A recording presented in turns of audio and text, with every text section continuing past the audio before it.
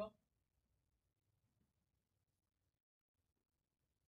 Bonjour, nous sommes à la médiathèque d'Allaire et aujourd'hui on a choisi de vous présenter donc un roman qui s'appelle Là où chantent les écrevisses de Delia Owens.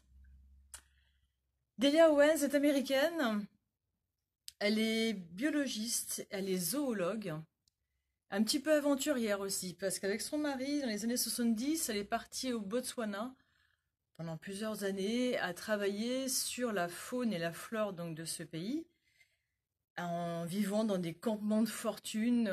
Tous deux jeunes chercheurs dans les années 70 sont partis à l'aventure.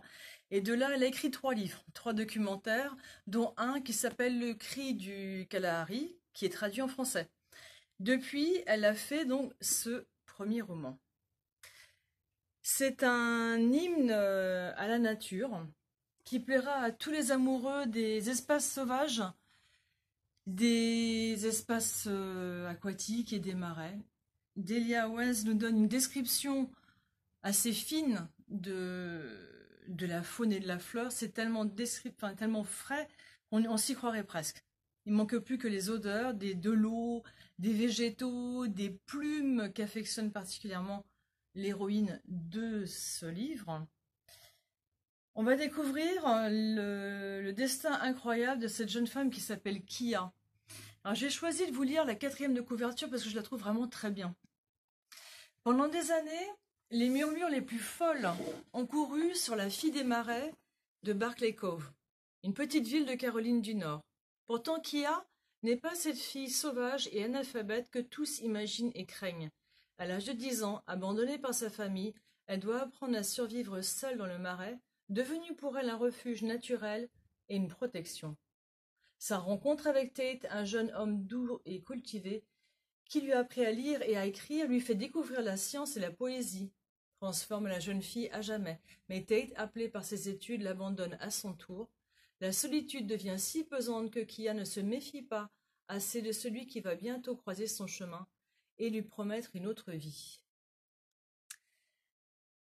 La lecture est vivante. Au moment où on s'y attend pas, il y a tout le temps un rebondissement qui tient le lecteur en haleine.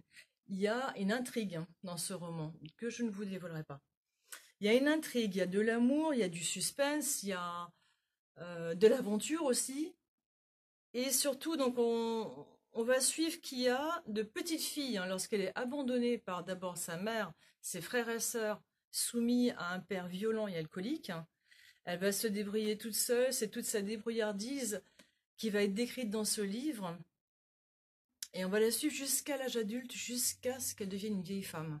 Elle a un destin complètement incroyable.